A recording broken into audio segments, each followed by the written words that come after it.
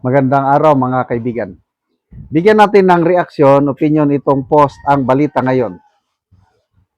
Babala, nag-warning si Secretary John Vic Rimulya sa mga turista na umaakyat sa Baguio. Stopover sa Lion's Head, pinapatigil na ni John Vic. Nagbabala ang Department of Interior and Local Government sa publiko. Maaring matapos na ang nakasanayang quick stop at selfie sa sikat na Lion's Head sa Cannon Road, lalo na ngayong papalapit na ang dagsa ng biyahero ngayong Holy Week.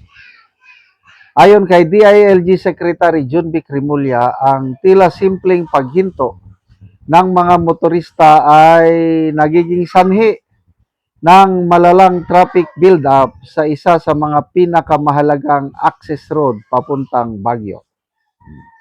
Sabi niya, yung Lion's Head, tumitigil mga tao doon para magpa-selfie, nagiging backstop ang traffic sa lahat. Sa ilalim ng direktiba, pinaigting ang pagpapatupad ng zero obstruction policy kung saan hindi na anila papayagan ang anumang sagabal sa daloy ng trapiko, kabilang na ang mga paghinto para lang mag-selfie. Ayan ang direktiba. Tingnan natin ang reaksyon ng taong bayan. 8,700 ang nag-react. 7,700 ang tumatawa, 196 ang galit, 713 ang nag-like. So, anong percentage nito? Nasa 90% tinatawanan or hindi naniniwala kay DILG Secretary. 10% lang. Napaka-importante kasi yung Lion's Head na yan eh. Kahit ako kung una kong makita yung Lion's Head, napakaganda. Nag-selfie kami, pamilya. Pagbawalan mo ang turista, nako, okay naman. Yung intention ng secretary is para maiwasan ang traffic build-up. Kaya lang, ang solusyon sa tingin ko, hindi yung ipagbawal mo. Magagalit sa iyo ang mga turistang aakyat sa Baguio. Alam ko yung lugar na yan. Kasi na-assign ako sa Baguio ng more than 3 years sa PMA. May solusyon. Mayroon mang ano dyan, yung gumawa ng Lion's Head, na sila ng space, pwede kang makaparking.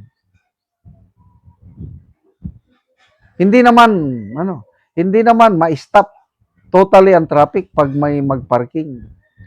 Ang problema lang ganito, kung may nagparking dyan, siguro may makaparking na 10 to 15 vehicles.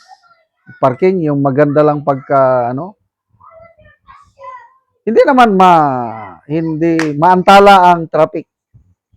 Basta, wag lang yung magtagal. Kung magparking siya ng antagal, di syempre, yung mga susunod, mawawalan na siya ng space sa naka-reserve na parking area, kung saan-saan na lang mag-park, talagang mag-build up. Kaya ang solusyon dyan is, kung ako ang DILG secretary, ako ang in charge dyan, maglagay na ako ng police or anybody na mag-control. Pag uminto, mabilisan. 2 minutes. Pwede na, paspas lang. Baba, selfie. Alis. Para yung mga susunod, naman. At saka, hindi naman lahat ng panahon nagdadagsa ang turista. Ngayong Semana Santa. Yan. Kaya lang, kahit Semana Santa, pwede pa rin. Nasa diskarte lang yan, balanse lang yan. Kung anong kasabihan natin, kung gusto, maraming paraan.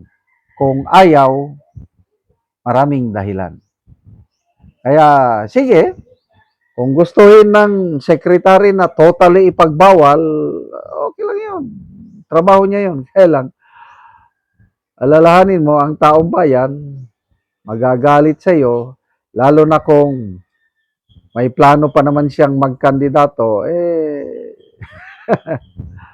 basta, napakagandang bagyo. Kasi mainit ngayon, di ba? Dahil mainit sa baba, ang sarap magpalamig sa Baguio City. Kaya lang, yun na nga ang problema ng Baguio City, traffic. Kaya lang, sige na lang, basta matraffic, basta nasa malamig na lugar.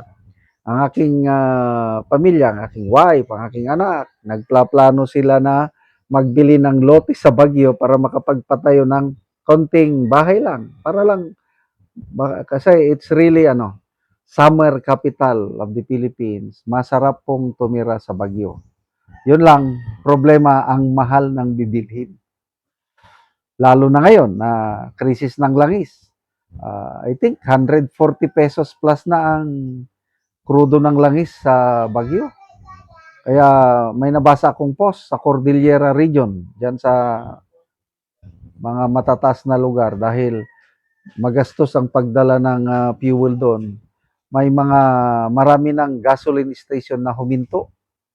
Kasi nga sa mahal ng ang mga Cordillerans nagtitipid, hindi na sila masyadong gumagamit ng kaya nagsara ang ibang So, good luck po sa mga magbakasyon sa Baguio ngayon. Ingat lang po sa trapiko at sana makapapicture pa rin kayo sa napaka-famous na Lion's Head sa Cannon Road. Salamat mga kaibigan sa inyong pagsubaybay sa channel na ito. Nakakatulong kayo ng malaki sa tribong talandig ng Bukidnon dahil ang income natin sa channel na ito is pantulong po sa tribo. Nakakatulong kayo ng namimigay tayo ng libreng yero at pako para makapagpatayo naman itong tribo ng mas maayos na tirahan. Kaya panoorin ninyo ang video na ito. Karon mo na ni ang atop sa natagaan na mo og yero, mga buslot na gyud kaayo ug makita gyud nato nga karaan na kayo ang iyang yero og gipang sumpay lang gani tungod kay kaulanan na. So mura na gyud og mga bituon ang mga bangag-bangag. Ano ni ang among gihatag nga yero. Dagko na gyud buslot. Nani ang among gihatag nga yero so mag-atop na karon si Angkol.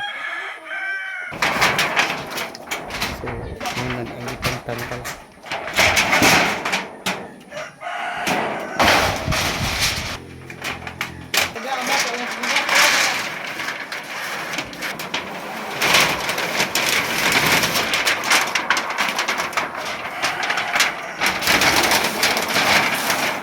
Ano yun? Kumanayang tayo.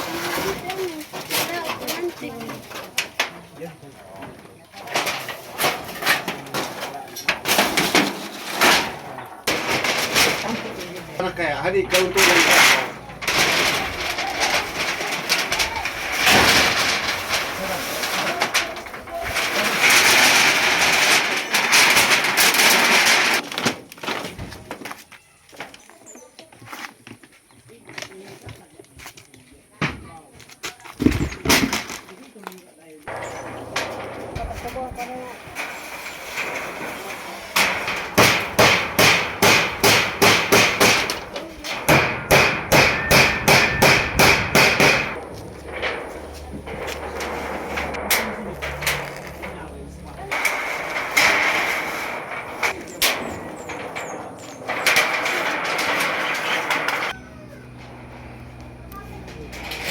Sumana ang diri sa pikas, sumuna pod ang diri sa pikas.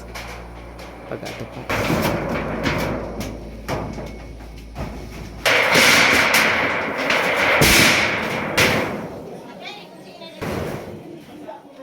O karon humana gyud sa pag-atop ang among gihatag nga yero. At sa Ginoo sa nagtabang sa sin nga karon di kumulanan kay nang punta nga taas pa sa kinabuhi napakapangatag pa siya asa nga dapit kung na dagan po ang iyang matabagan dagan kayong salamat kaniya kung man sa gumala nini dagan kayong salamat Pila na to katuig ang imong atop kol? napulo ng tukaping katuig So ulan na gyud. ulan na gid gusto to nga ni tanan nga alas na ganit na So salamat kayo kol. salamat sa Diyay